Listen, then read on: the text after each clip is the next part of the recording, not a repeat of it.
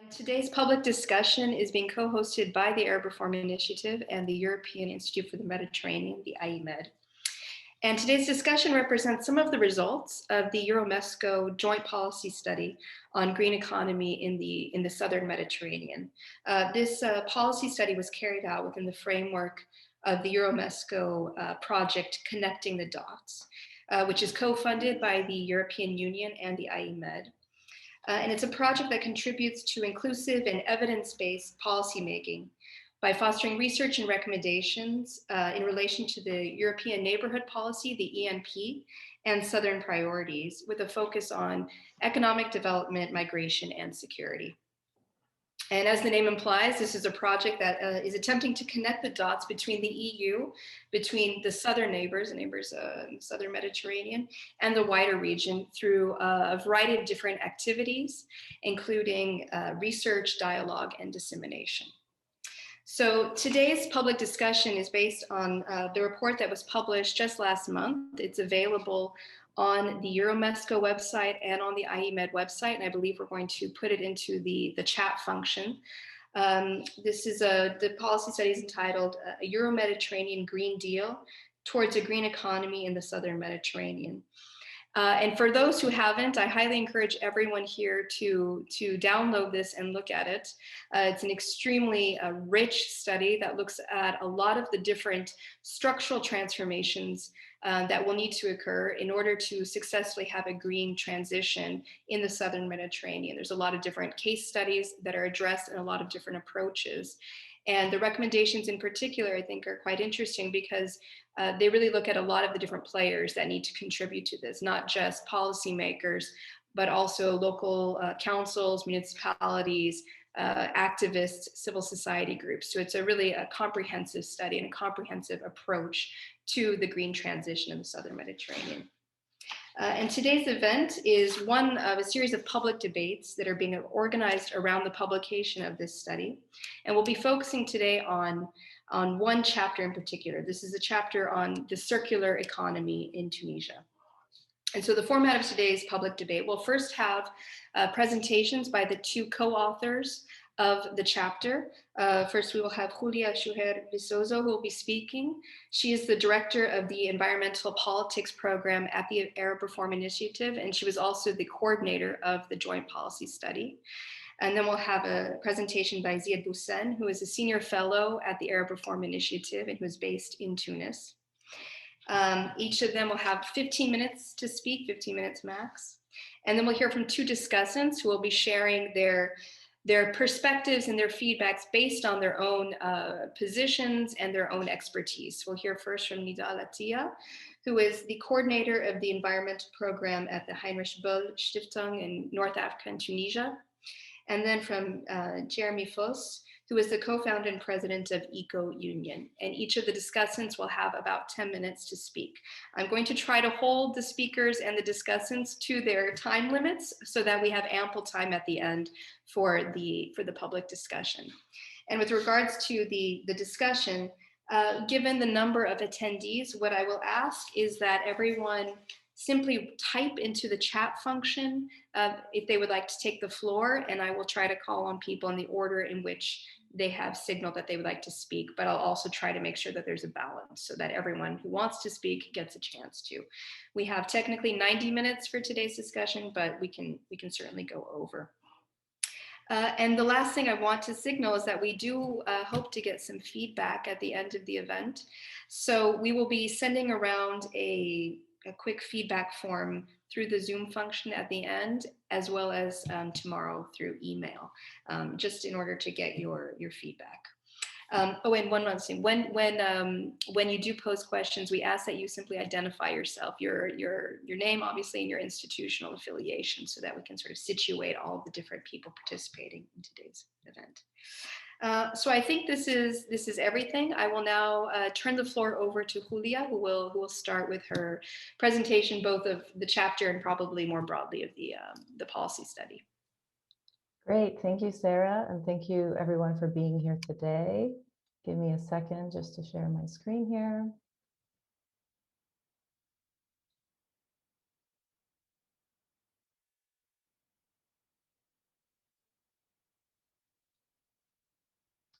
Okay, there we go. So thank you everyone for attending what is also our first public event as the new program on environmental politics in the Middle East and North Africa here at ARI.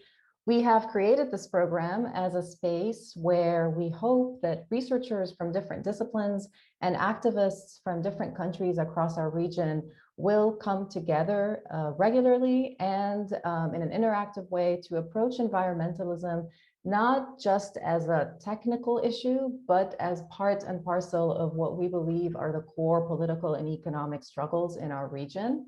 We hope this program will serve as such a regular interactive platform that takes a broad view of what constitutes environmental work to share knowledge and solidarity among people who we believe are doing critical work on the topic, but may not necessarily consider themselves environmentalists in the traditional sense of the word.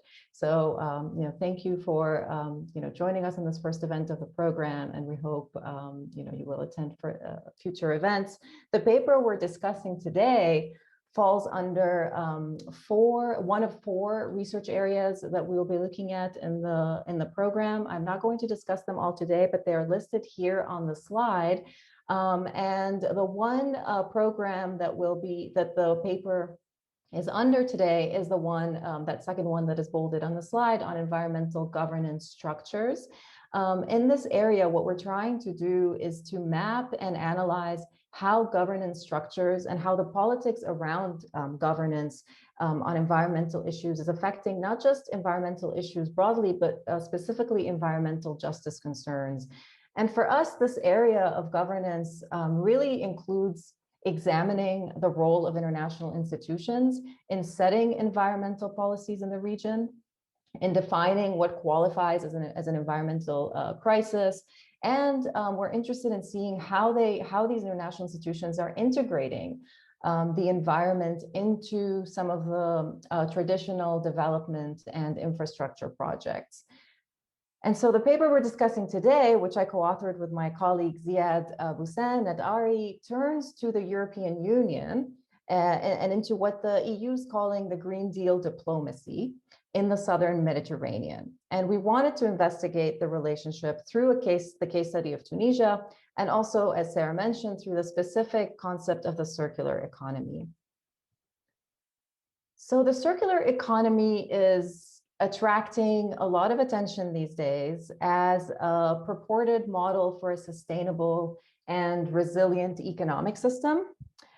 And the idea here is that circularity decouples economic growth from the use of resources through the reduction and recirculation of natural resources. There's no standard definition or standardized definition of the circular economy, but visions rest primarily on a systemic approach to resource efficiency. And what is meant here is one where products and materials that have reached the end of their service lifespan or their original expected lifespan are not discarded, but are instead either recycled or repaired or reused through chains that are essentially transforming waste from one industrial process into valuable input for another. Critically, discussions around the circular economy are increasingly emphasizing this idea of a full economy transformation rather than the reform of specific supply chains. So whereas in the past, circularity, we might associate it with the strategies and the marketing of high-profile transnational corporations, primarily in consumer industries. And here, China and the European Union have been the global frontrunners on this. Attention now is increasingly shifting to thinking more holistically about what circularity means for the form of industrial organization that has come to underpin our contemporary global economy. And that is one that is naturally organized around global value chains and these production networks. So now when we talk about circular economy, we see it more and more directly tied to, at least discursively, to achieving a significant number of the United Nations Sustainable Development Goals. And the circular economy agenda is being pitched as complementary and mutually supportive of the low carbon agenda. At the same time, though, so while this concept of the circular economy is gaining popularity discursively, the world is now only 8.6% circular. And in fact, it is becoming less circular every year. So just to give you one statistic, in the last 40 years, our use of global materials has tripled. These are, global numbers. And essentially what's happening is the modest improvements that we're making in this idea of recovering secondary materials really pales in comparison with the volume of virgin material that we continue to extract and stock from the earth. And today is Earth Day, by the way, which I realized this morning. So it's very appropriate. Not why we picked the date, but appropriate. So the level of decoupling that essentially would be needed to effectively and equitably mitigate climate change and address these environmental crises is nowhere to be seen, this decoupling of growth from resource use, from new resource use. And so it is in this context that the EU has positioned itself at the helm of planning around circularity. So in the report that Sarah already introduced, it's essentially within the EU's commitment to achieving climate neutrality by 2050 within its borders, but then beyond its borders, and in recognition that circularity naturally has cross-border effects, the EU does see itself as leading the, and I'm quoting here, global transition to a just, climate neutral, resource efficient, and circular economy, through, among other things, reaching an international agreement on plastics, ensuring, again, this is in their words, that free trade agreements reflect the enhanced objectives of the circular economy, and stepping up what they're calling outreach activities, known as circular economy missions, and as I already mentioned, the Green Deal diplomacy. So what Ziad and I wanted to do with this paper was tackle these two big questions of what does this vision of circularity that I just very briefly summarized mean in theory, but also in practice for European Southern Mediterranean relations, again, through the case of Tunisia, and what would it take to witness the emergence of a model of cooperation that actually supports circularity at the scale deemed necessary for critical action on our climate emergency? Let me just say that lest it not be obvious, Ziad and I lack the necessary knowledge to contribute to the technical, like the very technical but critical discussions about the potential benefits, about the potential trade-offs involved in specific value chains and the unintended consequences, both environmental and health risks, especially as they relate to issues of recycling of municipal waste, of electronic waste, of wastewater. These are very important discussions and they're happening elsewhere. I just wanted to make sure to say that Ziad and I are coming at it from a governance angle, from a power dimension angle. We're interested in how circularity changes some of these paradigms of EU-Tunisia relations, what it entails for Euro-Med cooperation. And we also in the paper, really by we, I mean Ziad, who is in Tunis and did all the field work and grunt work for this, try to feature as much as possible the views of Tunisian policymakers and local officials who, how do they currently understand and interpret the strategies around the concept of circularity. The paper is divided into a few focus areas. We're not going to go into all of them today. As Sarah mentioned, the report is public and you're welcome to read it. But we will talk about, so I plan to talk about the first focus area here, how circularity is linked to our concepts of economic development. And then Ziad will turn to circularity as seen from Tunisia, both at the national level and at the municipal level.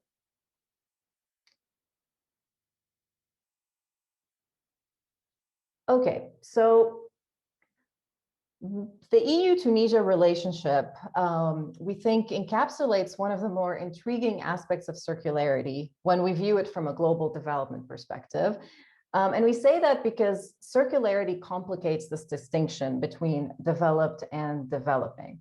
So if we were to map countries on, not on standard measures of GDP, so gross domestic product per capita, but instead on how well countries operate within the ecological boundaries of our planet, while also satisfying certain basic social needs, we might see, well, we do see a different developmental picture that is emerging, and it is different from the one we are used to.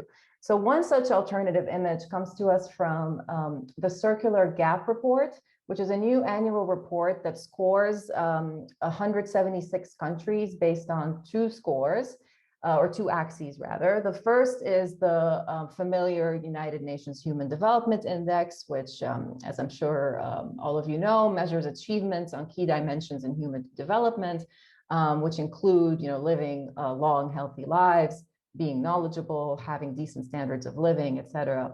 And then the second one is performance on what is known as the ecological footprint, which is an indicator that accounts for our human demand of global biological resources. And so what the approach does is it then places countries on this map, so to speak, of where they are in relative to what you see at the center there of the screen. I'm sorry, this might not be very easy to see, but the Circular Gap Report's available online, and this is online too. So if you just, if you want to look at it online, you're welcome to do so as well. This was the 2020 report.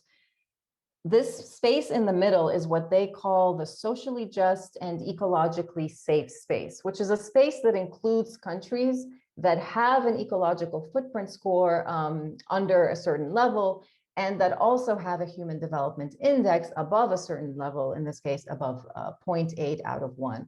So as the figure shows, no country is actually within the space in the middle, right? The safe and just space as it defines. All countries have a distance to go. And as the authors of the report put it, in a sense, all countries are developing now. But the figure does show that Tunisia, which is in the yellow circle there, through the combination of having a medium ecological footprint and a relatively high human development index, when compared to the other 175 countries, is closer to this just and safe space than almost all EU member states, and on par with Bulgaria and Romania. So from one perspective, this isn't surprising. I mean, the European Environment Agency has observed that if everyone on the planet consumed like the average European, we would need 3 Earths to sustain the global economy. And moreover, we do know that Europe, to an increasing degree, externalizes pressures on key environmental issues to other parts of the world. Between 30% and 60% of the environmental pressures associated with European consumption are on countries abroad where the goods are produced.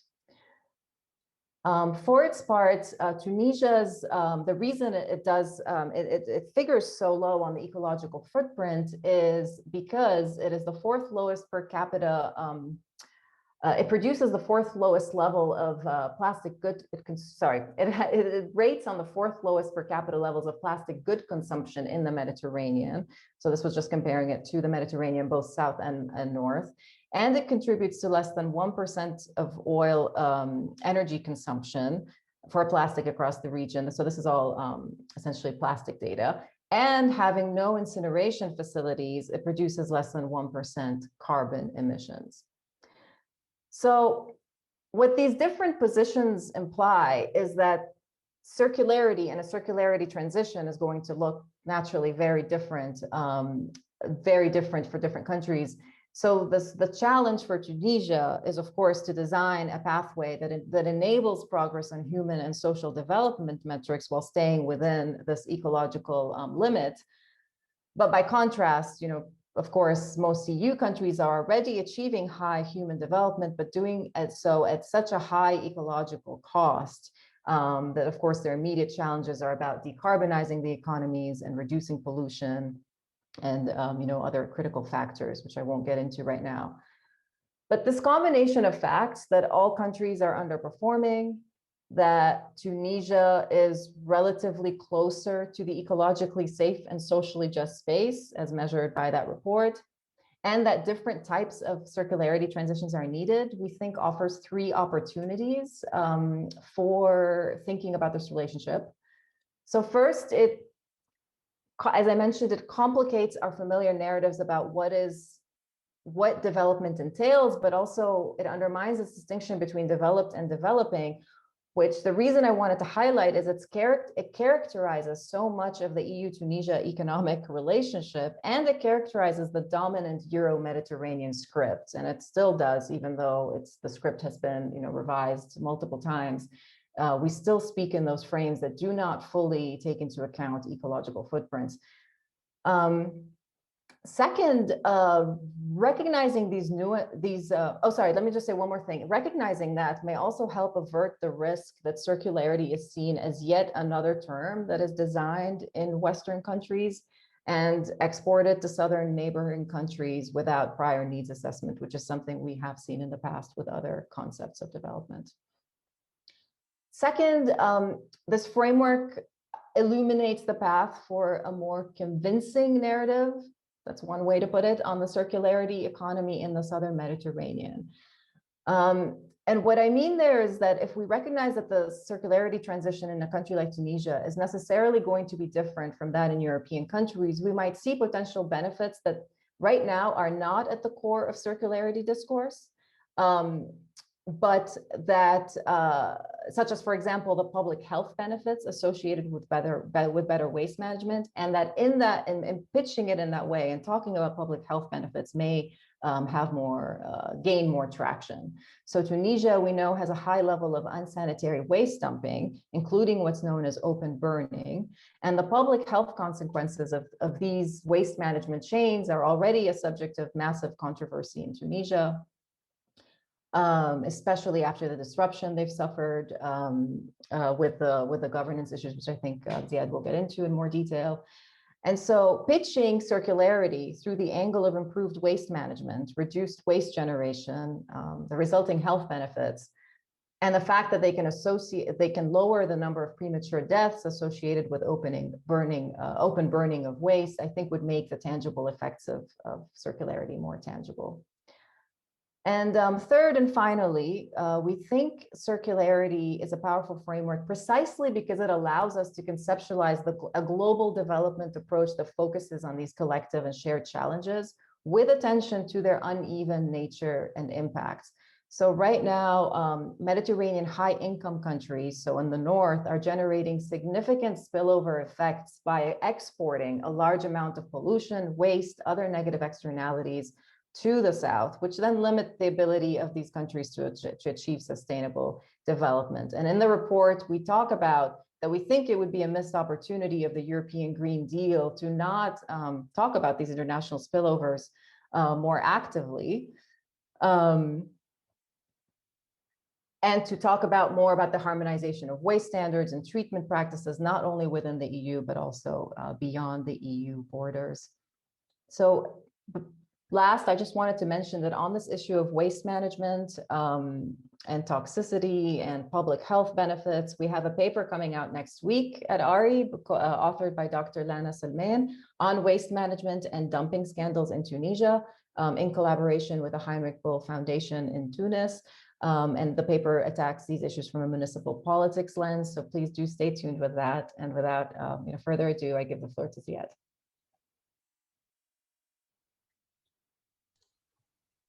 Thank you, Julia. Thank you for this extensive view over our paper. So I'm going to go into details and zoom into the findings of the fieldwork about Tunisia in relation to circular economy. And the first thing we found out after concluding the interviews with different actors was that circular economy at first is understood differently by Tunisian actors, whether we're talking about officials or civil society organizations. We found out that no common framework or no common understanding of what circular economy is shared between the different actors. Even within one same institution, if you get, for example, if you take, for example, the Ministry of Environment in Tunis, you will find out that different departments of different administrations under the Ministry of Environment will identify circular economy differently. The second thing is, in relation with the first point, that no, let's say, official scientific support is provided to the different institutions. Neither it is provided to civil society organizations. So what we found out is that circular economy most of the time is mistakenly mixed with green economy. And there's a main reason for that. In 2014, the Tunisian state adopted the strategy on green economy. And that is the strategy that was being implemented, or at least officially implemented. I'm going to go back to that, since 2014 around a green economy. This strategy, you can find it. I can drop a link at the end of my speech. This strategy does not mention circular economy, does not mention the difference or how circular economy is linked to green economy.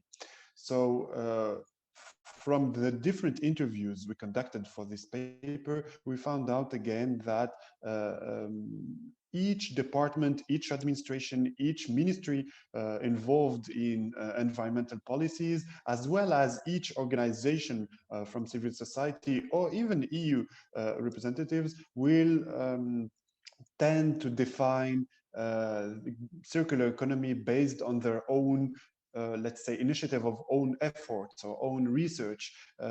These are more personal findings around the definition of circular economy than a common, let's say, formatted understanding or definition of the concept. The last thing, maybe an example, Julia, if you do remember, when I did one of the interviews with CITET, which is the Center for Environmental Technologies in Tunis, I had 2 or 3 interviews, one after the other, and within one same building, 3 people from 3 separate departments gave me 3 different definitions of circular economy and disagreed with each other while being, let's say, on the same hall. And that was, let's say, shocking for me as a researcher, and also because circular economy, as Julia said, is quite a new concept, but still not, let's say, did not penetrate administration or bureaucracy in Tunisia.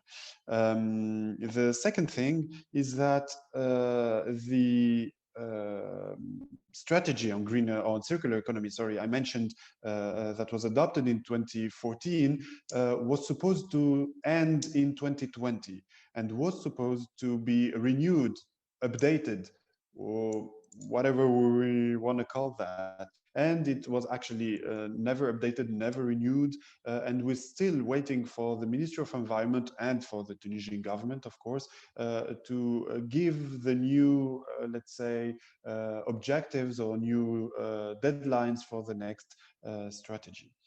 Another thing we got to dig in during the research are the EU-funded programs, whether focusing on circular economy per se or tackling circular economy issues or points. And we found out that many programs, whether in terms of number of programs or in terms of funding, are allocated to Tunisia to encourage or enhance the circular economy into policies, into strategies, and implementation of policies. I can mention a few of them. You can go back to the paper to have the detail, but we had a conversation with a representative of SwitchMed, which ended in 2019, and there's a phase 2 beginning in 2020.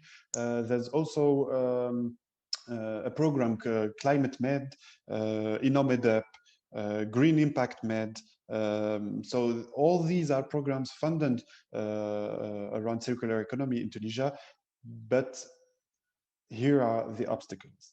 The first one is, and we got many testimonies of this from the people we interviewed, both in the civil society and within the government itself, around the fact that political instability in Tunisia was or is probably the biggest challenge to the strategy around circular economy, and to be honest, to any strategy in terms of public policies. The idea is that since 2011, we had 10 different governments in Tunisia, 10 different ministers of environment. Since January 2021, no Minister of Environment has been appointed at the head of the ministry. So when we had, for example, again, the example of CITET, the Center of Environmental Technologies in Tunisia, many people we interviewed complained about the fact that they had 10 different directors over 10 years.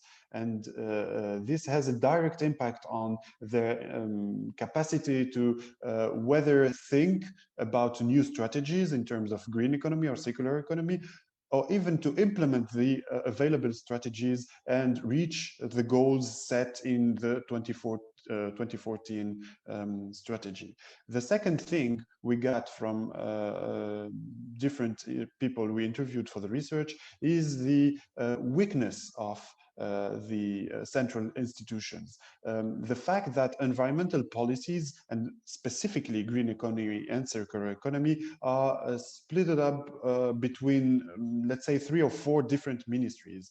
The Ministry of Foreign Cooperation is in charge of all the administrative and financial tasks around any international development or international aid provided to Tunisia. But the technical parts around or related to circular economy are handled or managed by the Ministry of Environment, but also by the Ministry of Equipment, the Ministry of Transport.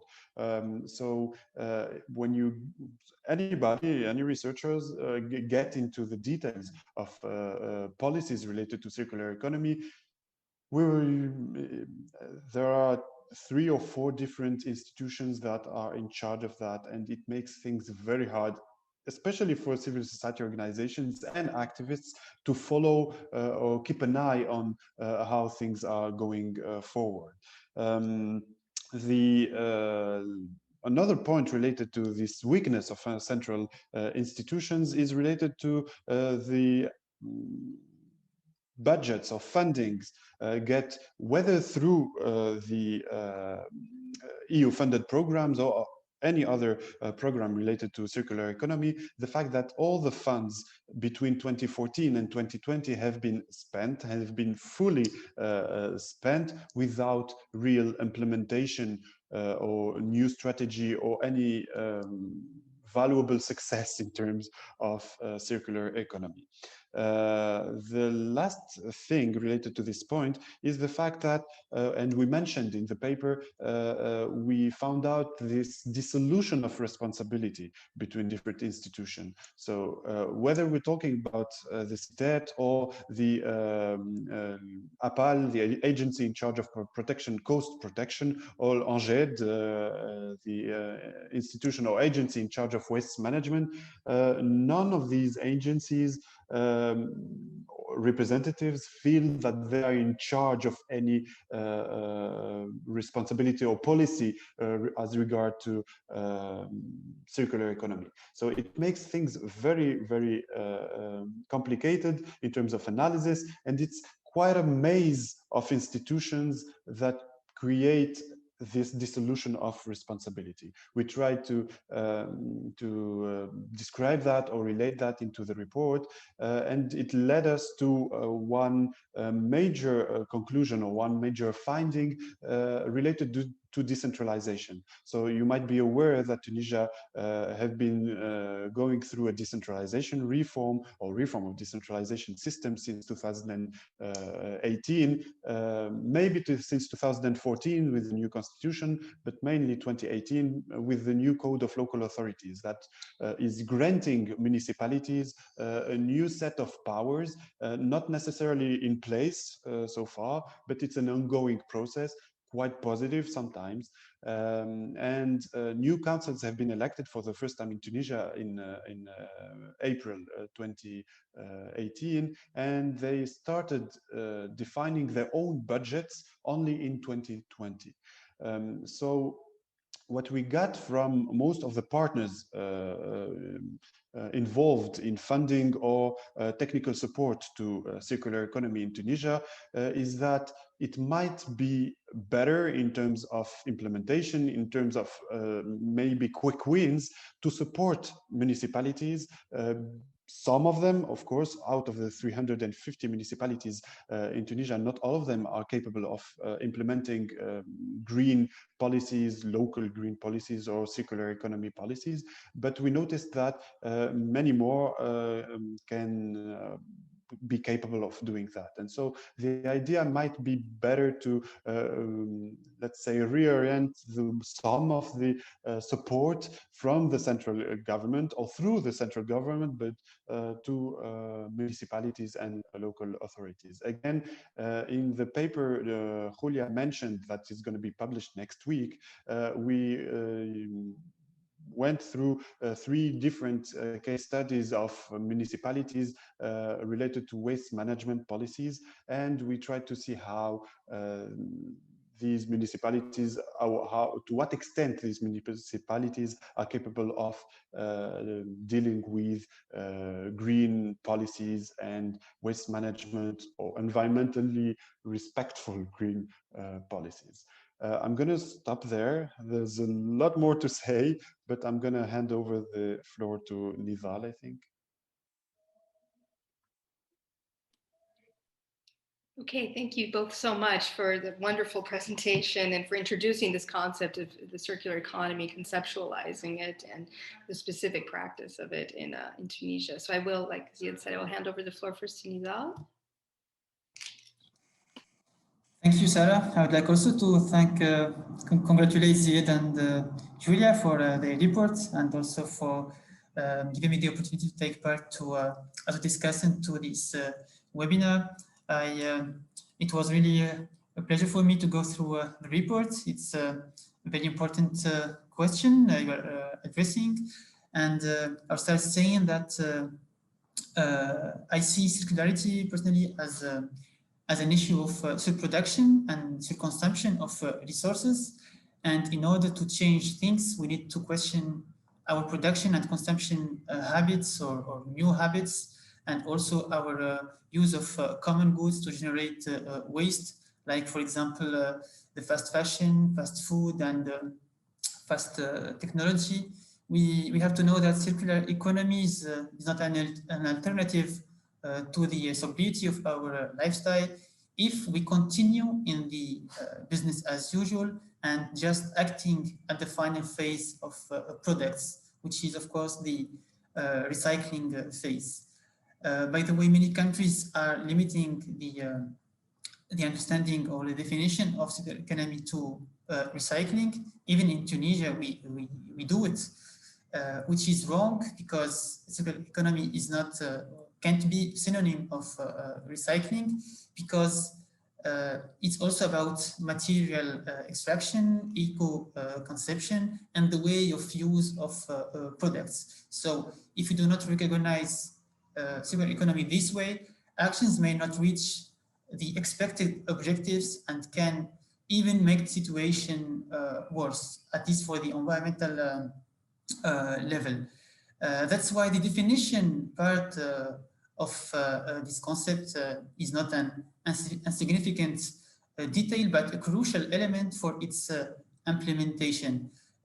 Saying that there is obviously a loss of translation at the source, like the authors has mentioned it in their report, is probably right. I would even say that such results which is the confusion, is expected, with the multiple environmental agendas we have now, like the famous Sustainable Development Goals for 2030, or for example, the African Agenda for 2063.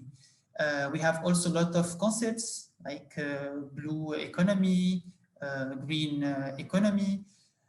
So it appears regularly with a certain complexity in their understanding and without enough mechanism, financial or support mechanism dedicated to their implementation. That's why it's not only a matter of lack of hype from developing countries, but also an issue of what we can call a green confusion. Julia has talked in her presentation about global circularity, which represents less than 9%. And to put circular economy in a global framework, I can also mention or go back to the notion of Anthropocene area.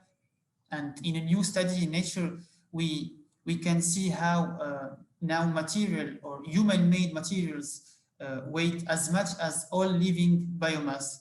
So it's like our construction have now just this year attained the same mass of as that of all living organisms on Earth. It means that the human enterprise, if we can say it, is growing too fast, while of course nature keeps, as you know, shrinking.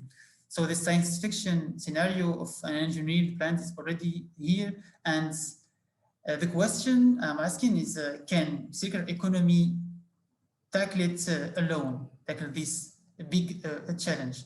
It's sure that circular economy can be a way to reduce pollution and to act for a better use of resources, but not necessarily to achieve development, in my opinion. It can't be a consequence, but not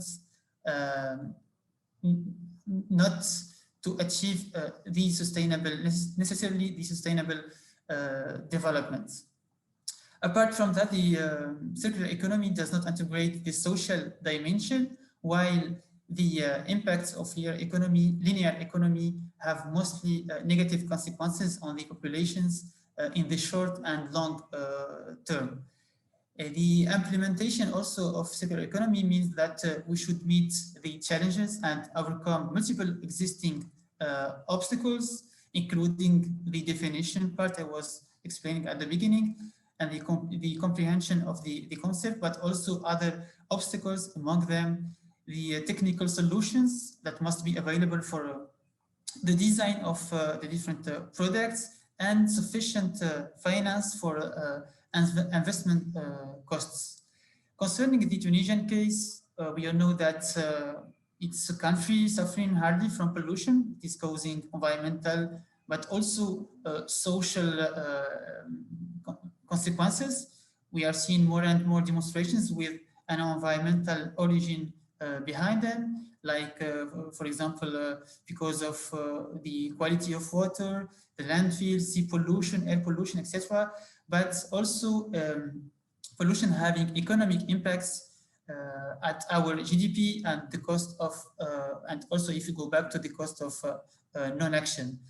We should not analyze the problem, in my opinion, from an economic perspective only, especially that now we recognize that GDP is a limited indicator for people's well-being, as some activities that contribute to GDP decrease well-being, like pollution, and others may reduce the level of resources below their regeneration level. Like Ziad explained, there are different understandings of circular economy in Tunisia, but also a confusion created with the different environmental concepts and agendas. So there is a lack of specific, there is a confusion, but also in addition to that, a lack of specific framework. Like the author has said, it's everything, circular economy is everything and nothing at the same time. It's everything when we see the amount of pollution we have and how we can resolve them through circular economy, and nothing when we try to look for circular economy at the legislative level or within the different strategies and plans of different administrations. So we are in a need to reduce pollution, and circular economy in Tunisia can be a perfect tool to reach it, but it should be in coherence with existing policies and plans at the national and also the local level. In my opinion, we have to admit that we are struggling since decades in Tunisia to tackle pollution, like industrial pollution, and it's recognized that even from officials that we should change our way of doing things. In one of the old official documents about sustainable industries, we can read that they are saying in some cases industrial growth is incompatible with the requirements of sustainable development and its environmental components. It means that our decision makers know that our way of doing things is completely wrong and goes it's the opposite of what we can call sustainable development. In addition to that, we have to modernize regulations and legislation in a way that promotes circular economy, also support it and raise awareness around it. It would be better if this new orientation guide in a certain way the way of consumption in Tunisia, like what's happening in France with their anti-waste law for a circular economy, because like I explained it at the beginning, for me it's a matter of self-consumption also. So if demand for circular economy exists already, we need to find also the technical and the innovative solutions for the supply part. The challenge is also a matter of technological solutions. Concerning municipalities, they have to deal with numerous environmental challenges at the same time in Tunisia with limited resources, financial and human resources, and some complexity or some also lacks with the legal framework. But the multitude of agendas and concepts does not facilitate their work. We have to admit it. This is why it is necessary to converge and merge certain environmental agendas. Municipalities should not adopt a wait-and-see policy.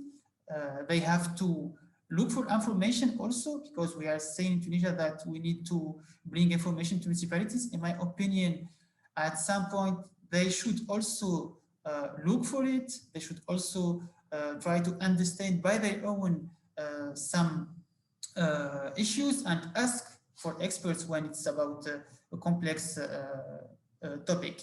I would like to talk in the last point about circularity and trade, maybe also cooperation. This is a very important topic I would like to address, because there is also currently a discourse in Europe on the relocation of key industries for Europe to nearby countries, such as those in the south of the Mediterranean Sea, including Tunisia, of course. This may seem advantageous for a country like us, but the experience has shown that how the facilitations can lead to a kind of long-term pollution, permission to pollution, and of course a lot of aberrations for communities and for the environment. The example of textile industry treated by the author reflects this issue very well. And in my my point is that we need a strict environmental diplomacy and some clear barriers that must be put in place by Tunisia in order to avoid this pollution. In relation to also free trade agreements, it should be noted that among the around 80 European Union agreements and the 40 ongoing ones, only 2 mention explicitly circular economy. Also concerning trades, there should be some restrictions, especially concerning waste trade, where we have many cases of violation. Tunisians, for example, are now concerned about the scandal of illegally imported Italian waste and are demanding their return to their country of origin since several months now. We are talking about 282 containers of mixed weight imported illegally. So instead of acting here, what I can also say that instead of acting on the design or the initial phase of the product, many countries prefer to continue in their business as usual and only find a way to green or make greener the recycling phase, the last phase of the product. This is clearly visible with plastic. Since 2018, several countries are refusing the reception of plastic waste. It started with China in January 2018, but many other countries from Southeast Asia, like Vietnam, Malaysia, and Thailand, have clearly announced that they will reduce the import of plastic waste. In the conclusion, I'll say that it's important to be careful that circular economy is not just a tool to do the same work differently, and that it leads also to a possible green washing. For a country like Tunisia, I think circular economy must align with existing policies and plans and allow them to accelerate and not to slow them down with more confusion and more theory. So circular economy must necessarily be linked to the Tunisian context and its specificities. Its specificities to the economic, social, and environmental transformation that experts, decision makers, and also activists are expecting and are working for. Thank you. Okay, thank you very much. I am going to turn now to Jeremy, and at the end, I'll let the two presenters, Julia and Ziad, respond to the discussants before we open it up to the floor. Yes, hi, good afternoon, everyone. I will use a very short presentation, so I will just try to use the sharing screen option. Let's see if it works. I think so, yes, you can probably see my screen. And I will open full screen the slides. So yes, first I have to say I'm very pleased to be here. It's for me very exciting. I'm learning a lot from what you are sharing as well. We have been working on green economy policy for I think around 5 to 6 years at the EuroMed level, and I'm very pleased to see that now a lot of things are going on and you're getting your hands dirty trying to understand and to assess what's happening at national level and at regional level. And we definitely need a lot of brains and hands to advance the state of sustainability in the region. So again, very pleased to be here. And I will just very quickly share some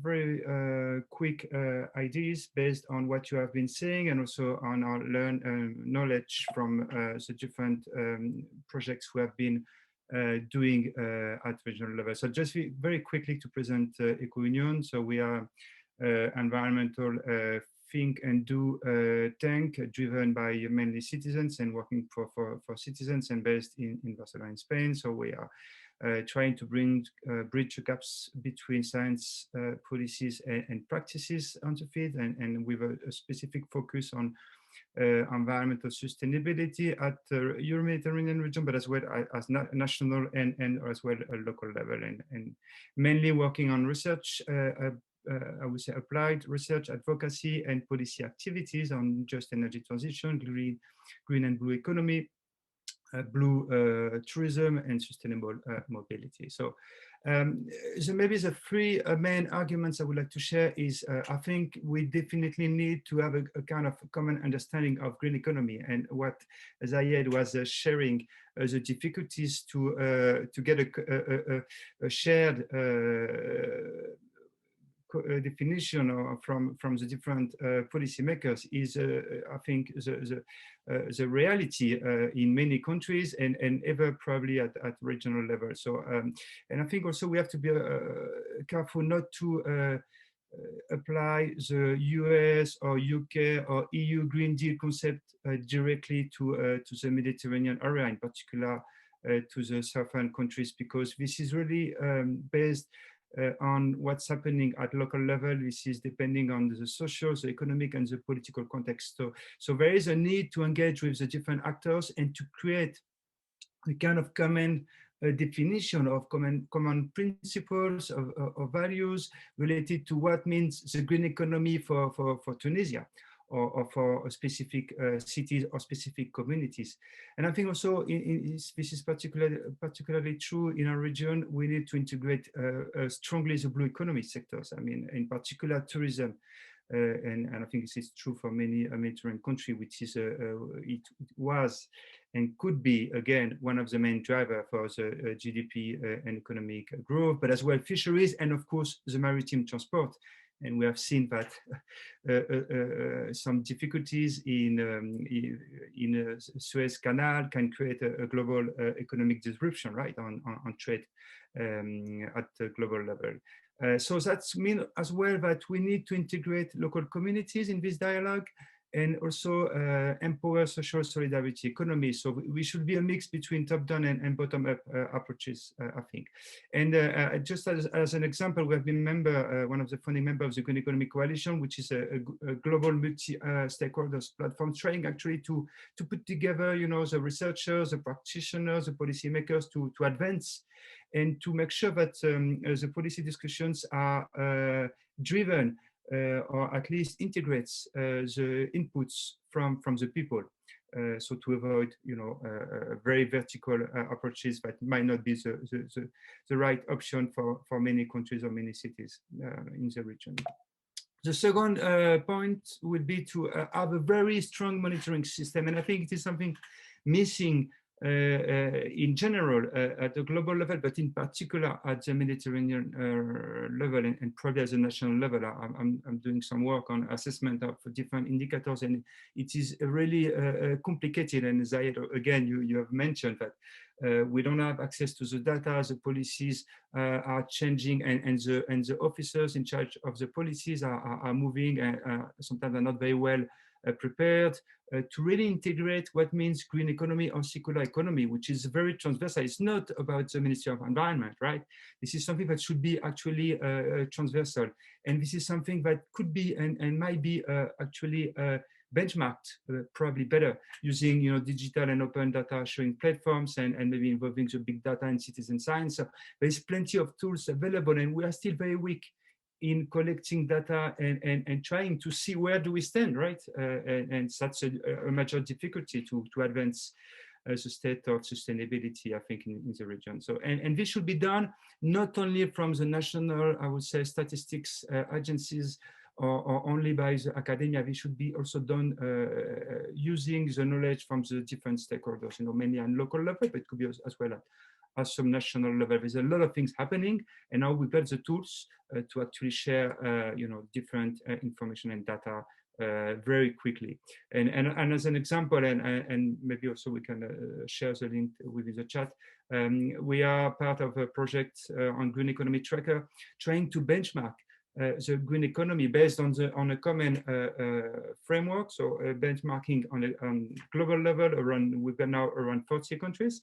Some of them are in the Mediterranean region. We don't have yet Tunisia, hopefully very soon. We've got other countries, and we are trying really to see using, you know, both top-down and bottom-up approach, the state of policies, what means green economy for the different countries. And we want to use the kind of benchmarking, because we think this is also helpful to advance and to discuss with the policymakers, really to embed green or circular economy within the, you know, the national development plans.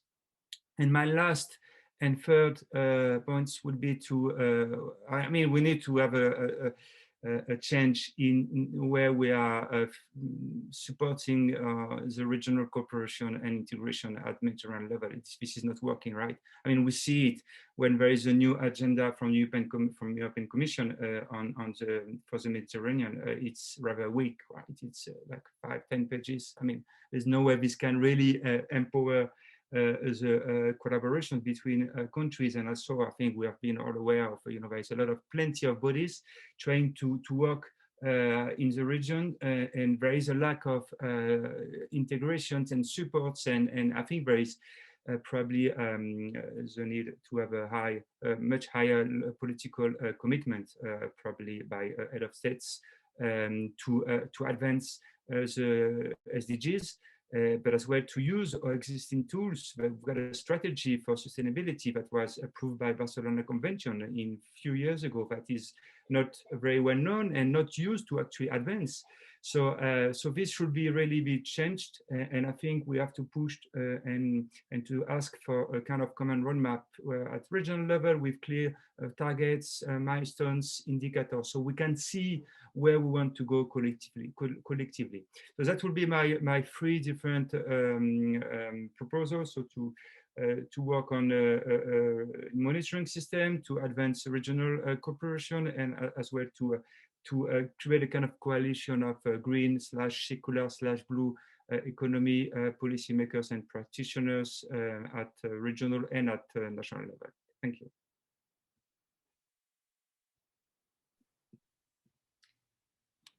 All right, thank you very much to both of our discussants. I'll turn the floor back over to Julia and Ziad if you would like to respond to what the discussants said. Sure, I'll be very quick because I'm eager to hear from as many people as possible. Thank you both for wonderful comments. And I will say, Jeremy, to your point about the blue economy, but also Nidal mentioned it, that is, I will say, the big gap that I see in our report, in the general report, not just the paper on Tunisia. So the bigger EMED report has 4 chapters. 1 is on industrial development, ours is on circular economy, a 3rd is on renewable energies, and a 4th is on eco-innovations. And I think and agree that the blue economy is a very big gap in this report. We couldn't do it all, but I think, if I had to go back and do it, I would definitely do that, especially because of the tourism, as you mentioned, but also maritime transport, fisheries. I mean, so many issues. So that is a big gap. As for the trade issues that Nidal mentioned, we do talk about that a little bit. We couldn't get into much detail in the paper. It was already very ambitious as it is, but we tried to address some of the trade issues as related to the textiles industry, since we think that is going to be critical for the case of Tunisia, given how much it imports, it exports to the EU market in terms of textiles. I think it's about 50 to 80% of the export market, right, of Tunisian textiles as the EU. And then on the definitional issues, yes, I mean, I think we all agree we don't often know what it is we're talking about when we talk about circular economy, as I tried to capture at the beginning, and as you both brought additional layers that can be added, and when it's good to pare down and when we have to think more holistically can be very tricky. And on this holistic issue, the transversality of how we collect data to, so Ziad and I were frustrated by how much, things were not centralized in one place, but I take the point, Jeremy, that we actually need to think beyond that. And we need to think about, it's not going to be centralized if it's going to be holistic, right? But it does need to be coordinated, and we do need to gather information better. So thank you for those points as well. Ziad, would you like to comment? Yeah, I actually was Julia just mentioned the point I was going to make. The idea, another challenge during the research, I'm sure that it's going to be a challenge in any other research on environmental policies. It is not only about the centralization of data, but it's also about the lack of transparency. at least from the Tunisian part. I didn't go to Brussels and I didn't talk to anybody in Brussels to get the specific or exact amounts of EU-funded projects. But at least from the Tunisian side, there's a real lack of transparency when we get into the objectives of policies, the commitments that Tunisia is making on in international platforms like the Paris Agreement or the next or past COPs. We never know how any minister of environment or head of government is committing the country to specific goals or objectives. There's another lack of transparency also related to the public funding to environmental policies, whether at the central level, namely done by the agencies, waste management agency, the environmental agency, etc., or at the local level by municipalities. So this is a challenge for us as researchers, but also as citizens. Any citizen in Tunisia is unable to understand the full idea of environmental policies as they are being implemented, whether successfully or not, by the Tunisian government, because there's not enough communication and not enough data about that. During the research, I submitted a request for access to information before the Ministry of Environment and never got any answer for very basic information. Honestly, most of them I could get them whether through interviews or through internet research, but I wanted to ask them from the ministry and I didn't get access to them. So another thing I was willing to mention is this lack of transparency. Okay, well, I think now we will turn it over to the floor. So if you're interested in asking a question, please just type into the chat, and we will grant you panelist access so that you can ask your question. So I just remind everyone to please introduce themselves before they ask their question. I think, Sarah, there's a question already. There's a question from Francis. Yes, about a large project funded by foreign investors to recycle all plastic waste. I don't know if you're talking about EcoLF. Nizal can also tell us about EcoLF. But if I had to pick one project that is suffering from the lack of transparency I was mentioning right before this question, it's probably EcoLF. And Angers, the agency of dealing with waste management, is probably the most obscure agency within the Ministry of Environment. But I don't know if you're talking about EcoLF specifically. Right, I think we have a question from Donia Smita. If we want to. Donia, go ahead.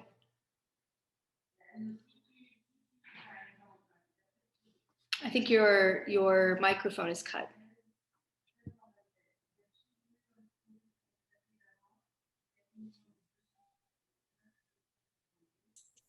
Hello? Yes. Yes.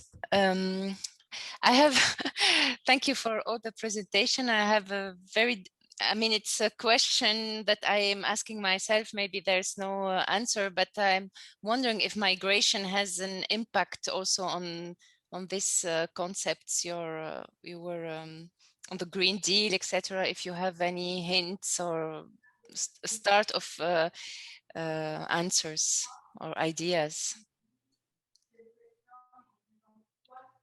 I take a second question, and we can answer in a group of a round of responses, maybe from Khalifa Hamza.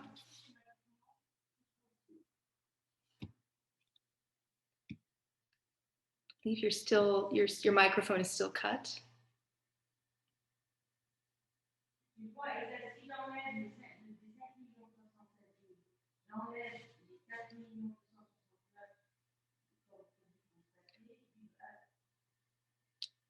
Khalifa? Yeah, there we go. Hello. Yes. Good evening. I am Hamza Khalifa, University قصد المربع ورقلة. political science, language Arabic.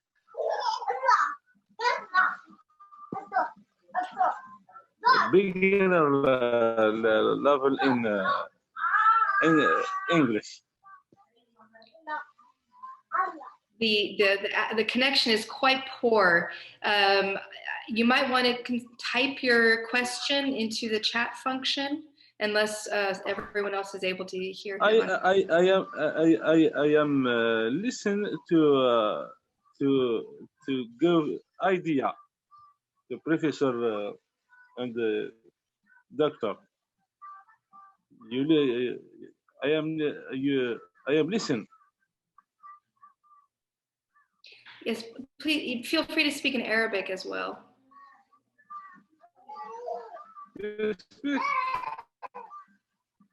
السلام عليكم. Good afternoon. Regarding the topic of discussion, I am preparing a study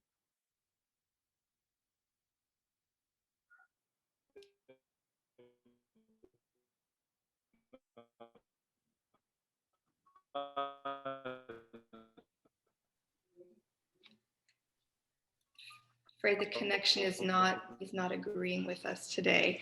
Khalifa, if you can hear us, if you would like to type your question in the chat function so that we can all.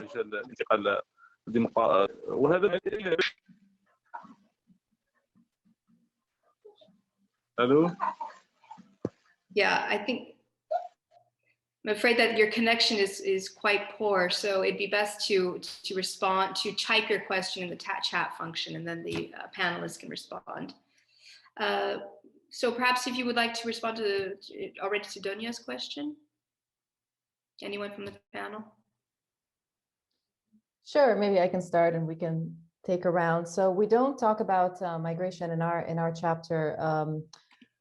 Also, I think purposefully, because often whenever development is talked about in the region, let me backtrack and say that our report was written primarily to a European audience. It was commissioned by the European Union to the EMED, and we were, so our primary audience was DG NEAR and, the Directorate for Near Eastern Affairs. And so we were directing, most of the recommendations, certainly. The report, we tried to have a broader audience, but the recommendations certainly were to the EU. And often when the concept of green economy, like so many other concepts, is discussed in our region, the EU wants to talk about migration because the thought is, how do we keep migrants from coming?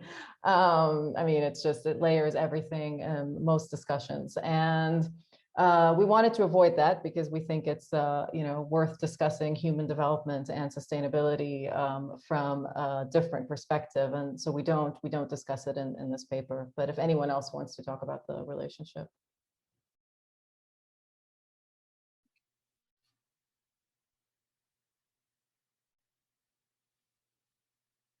Anyone else? All right, Khalifa has now written his question in the chat function. Okay, maybe I think Jeremy wanted to say something, right? Just I was reflecting, and I think this is a very difficult question, right? To integrate migrations within this environmental policies framework, but it has to be done at some point, right?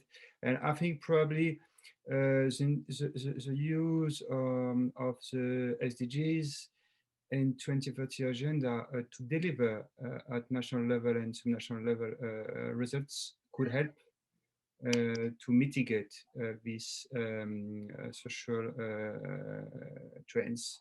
But this is something that is highly complex, and I think it's probably deserves a report on its own, right, at some point, and it should be updated quite a lot. But this is something that is coming from European Commission, I guess, and also this is something that we need to tackle at some point, right? I think this is related as well to how we want to improve the regional collaboration and integration between countries and within countries. So there is a lot of things still to be done in terms of how we can, exchange knowledge, capacity building activities, and financing from different ways. So to be able to tackle the roots of the migration, right? But this is something that is really probably needed and might deserve a full round of reports and projects and initiatives.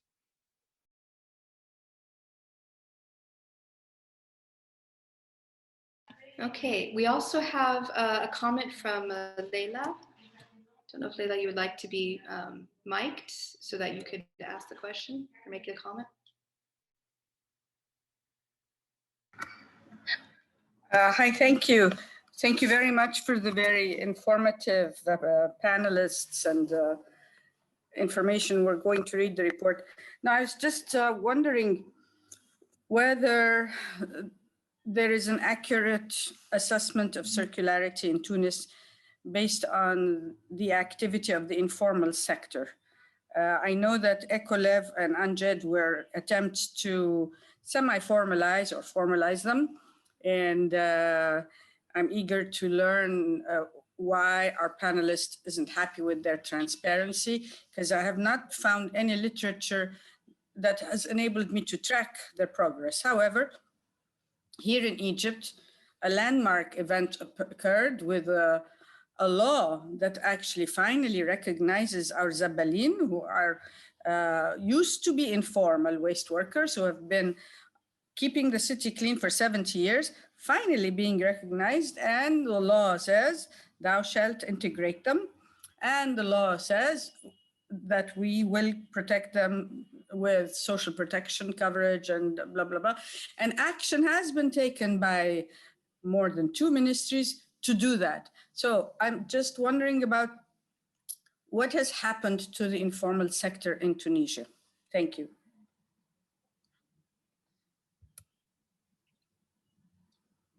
Feel free.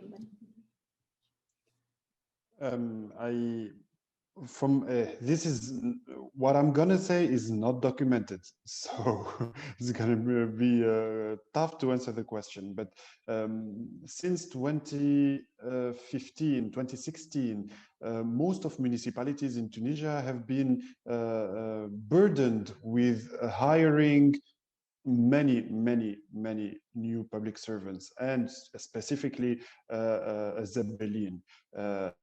Most of municipalities have tripled, I think, tripled the average, the size of public expenditures on salaries.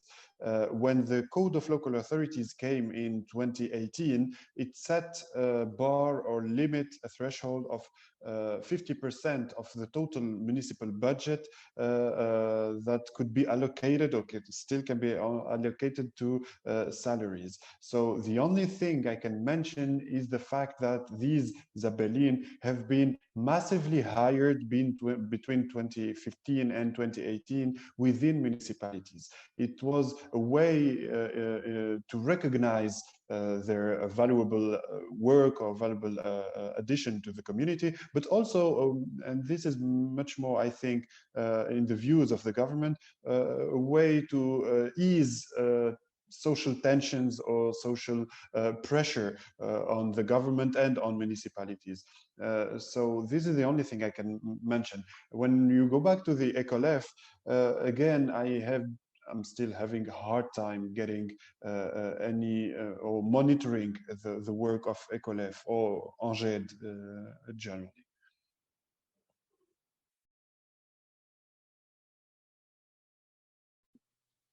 Maybe just I mean, I'm not an expert in what's happening at national local level, but I've been doing a work a few years ago in Gabes.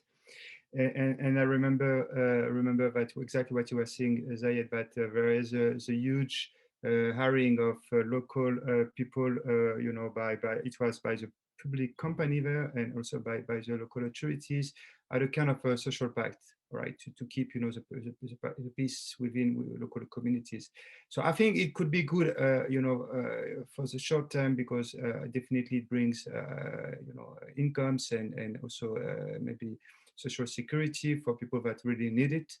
But at some point we have to be careful so that the economy really or the industry in this case could transform or become competitive or become green, because it was a case of kind of toxic emissions, and that was actually has been destroying Gabes Gulf for many decades and killing, you know, all the tourism activities there. So I mean, the conflicts between the need to create jobs, to create good jobs, and the need to protect environment, and the need to balance between public and private sectors are, I think, at the heart of what kind of green economy or green policy we want to implement. And this should be based on dialogues, but as well on a robust frameworks and monitoring capacity. Otherwise, we don't really advance. We're just trying to find quick wins. But I'm not sure that the solution, I mean, the situation it would be better really in the near future if we don't create robust foundations for a green and inclusive development at national and local level.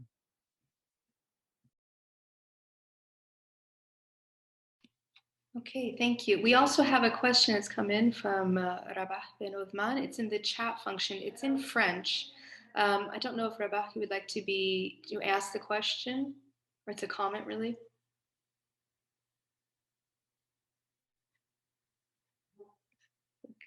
A number of our speakers actually speak French, so I think it's probably fine. If you all would like to answer the question, it's about the role of municipalities, and the problem is that they don't have either the means or the human resources necessary for the preservation of the environment and the valorization of the waste. So I don't know if anyone from the panel would like to comment on that, Ziad. I know since you have worked so much on the municipalities, for instance. I would gladly do it, but I think that Nidal is raising his hand. So. Okay, sorry. Yes, go ahead. I tried also to explain in my when I had the time to speak at the beginning. I think working at the local level is very important to reach the national goals in terms of sustainable development, and here we count a lot on municipalities. So they are close to pollution, and we think that also the local officials are close also to citizens. So there is a proximity, there is a better way and also easier way to communicate, to resolve environmental problems. But we have to know that, for example, for the waste management, collecting and also transportation of waste can cost a lot for municipalities. It can even go to, about 40% of their budget. So it's not a question of doing it or not. They are obliged to do it, to go to a better way of managing waste. And the first step to do actually is to understand what they have as waste decomposition. And this is what we did recently in December in the municipality of Sukra, to start with the characterization of waste, to know what percentage you have for each, for example, plastic, craft, etc. And then you develop a strategy that targets each of these components. So it's very important, and very few number of municipalities in Tunisia are doing it, to start by understanding their waste. Concerning the informal sector, we usually say in the foundation that there is a lot of formality in this informality, in the way that they are living in this way and doing this work for years, that we know where to find them, we know how they proceed, and unfortunately there is no vision from the decision makers to integrate them. And I have also to say that some of these, what you call barbesha, or these collectors, especially plastic, who has a value in Tunisia, are also refusing to be integrated in the formal economy for several reasons, because they have at least clear revenue. They don't want to have less, even if they have in counterpart the social security. They are doing a very, very, very important role, because they are collecting about between 60 and 80% of plastic. We can imagine how it will looks like without them. And one of the solutions now is to see some new frameworks, like, for example, l'économie sociale et solidaire. If you can help me to translate it, Ziad. So it can be a way to help the informal sector for collecting plastic. Yeah. This is it. And for municipalities, like I said at the beginning, I mean, if you if you act on citizens, you will reduce. You have to reduce their to work on awareness, to reduce their way of producing waste. I mean, the solution is not recycling. Even in the debates, we are limiting circular economy to recycling. Like I said, which is my opinion, not the true definition, but also recycling is very limited as a solution. So we need to reduce our way or ameliorate our way of using products. Sarah, if you allow me to, I would like to add something to what Nizal just said, and linked to the last question about the capability of municipalities. We all agree that out of the 350 municipalities in Tunisia, maybe in best case, 10 or 15 only would be capable of dealing with waste, good or positive waste management policies, the biggest ones, the wealthy ones. But the idea is that I'm just going to drop some concepts that are already appearing in the Code of Local Authorities, and that municipalities could use in terms of enhancing or improving the financial, technical capabilities, or even the human resources available. The first one is intercommunality, intercommunality, the fact that different municipalities, neighboring municipalities, can mutualize their efforts in terms of improving waste management strategies. And this is already happening in Tunisia. It does already exist. It's probably not a success so far, or not well done, but the idea is it's already existing. The second thing is probably related to the role of the Ministry of Environment, precisely. The fact that the ministry is still conceiving environmental policies as a central government concern, and not as local authorities concern. So it could be possible, and this is something I'm hearing more and more from local authorities representatives. The ministry could become or transform from this central state policy maker to a local supporter of municipalities' environmental policies. The ministry has the experts, has the technical capabilities to design, strategize, or even implement policies. Instead of doing it directly from Tunis all over the country, the ministry could, let's say, hand over to municipalities this expertise in terms of, or in order to improve that. So this is just related to waste management, but it could be extended to other circular economy or green economy related issues or topics.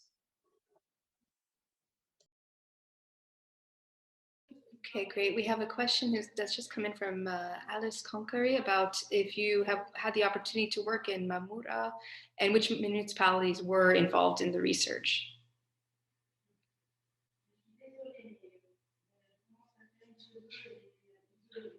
I think that's for me again.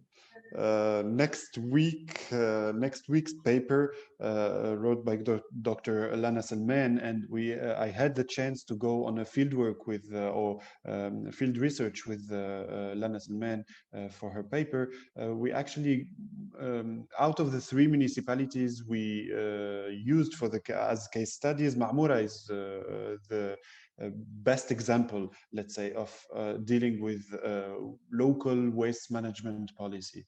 The fact that the municipality of Marmura since 2016 got involved into a cooperation with associations and other activists, environmental activists, to put in place recycling bins and moving outside or moving out the final collection post for waste out of the city to another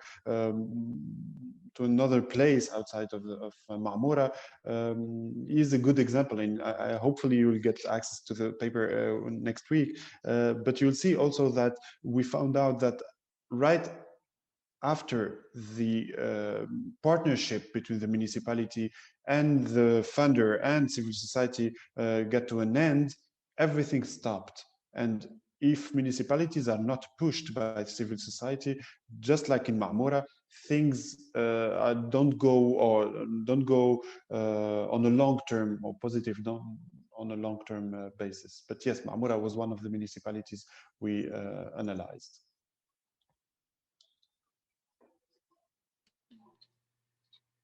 Okay, I think that is all the questions, and unless there's any last comments by anyone. We do have something else. Okay, yeah. All right, I don't know if maybe I'll turn it back over for any final comments on the part of our panelists before closing the session. Okay, seems like everyone's... I'm happy for Ziad to have that last word on the positive experience of Marmura. Yeah. All right, so thank you everyone who has participated today. I'd like to thank especially our panelists, our 4 panelists, for having so much contribution, such rich contribution in what is ultimately a very short amount of time. We've covered a lot of different aspects, I think, today.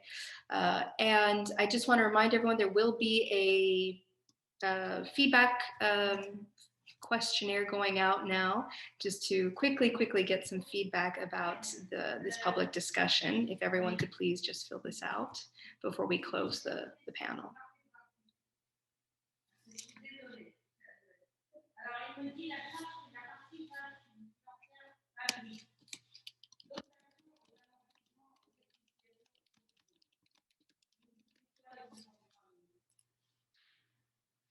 The poll should be out. It should be on your screens.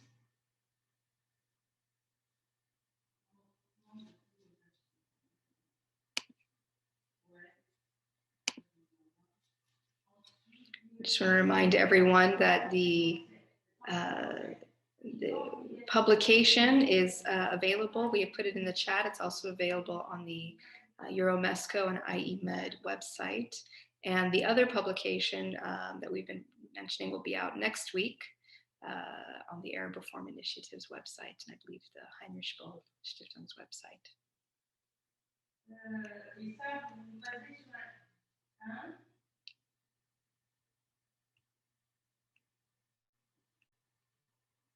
All right, just finalizing. Okay, so I think we've got everyone's responses now. So thank you all very much. I really appreciate everyone's time this afternoon. And we look forward to more of these public discussions on environmental politics in the future.